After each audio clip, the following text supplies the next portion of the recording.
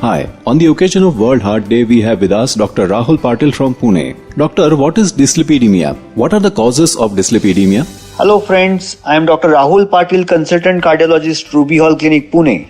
Dyslipidemia is abnormal cholesterol. That is, when you do a fasting lipid profile blood test, the report which shows different cholesterol values, any abnormality in those values is called dyslipidemia. The major reasons for abnormal cholesterol is lifestyle and eating habits, especially high fatty foods. Also eating more than what body needs, though it may not be a fatty food, but it is stored in a form of fat. Hereditary and genetic causes also contribute to high cholesterol.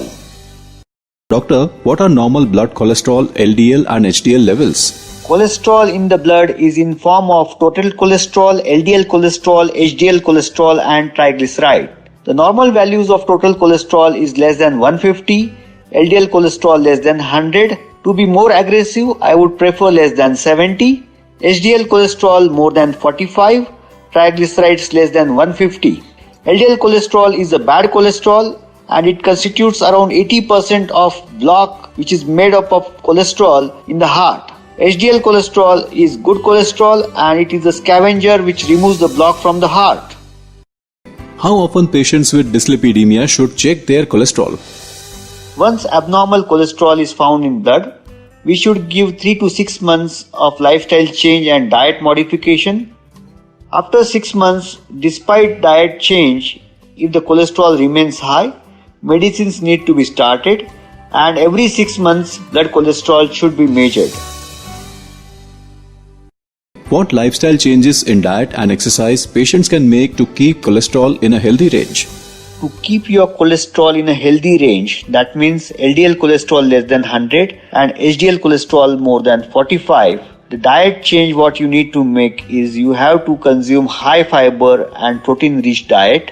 That is adding salads, green vegetables, proteins like all legumes and lentils, pulses, paneer and nuts, especially almond and acarot. In non-vegetarian, sea fish like tuna and salmon are helpful to increase good cholesterol. Avoiding fried food, egg yolk, chicken and meat can help in reducing your bad cholesterol. Exercise, I would definitely add in a form of all aerobics which usually burns your fat. That could be a cycling, jogging, running, treadmill, cross trainer. These are the exercises which can burn your fat easily. What are the common classes of drugs used for treatment of dyslipidemia and how are they beneficial? The common medicine used to control cholesterol is statin. Atorvastatin and rosuvastatin decrease bad cholesterol. These two drugs hold promise to reduce heart attack of any individual who has abnormal high LDL cholesterol. In some patients who do not respond to this drug or may get side effect from this drug, we have got a new injectable medicine called PCSK9 which is once monthly injection and can get your bad cholesterol to as low value as 30. We are also likely to get one more new drug which can be given once in 6 months and can get your cholesterol to a value which is less than 50.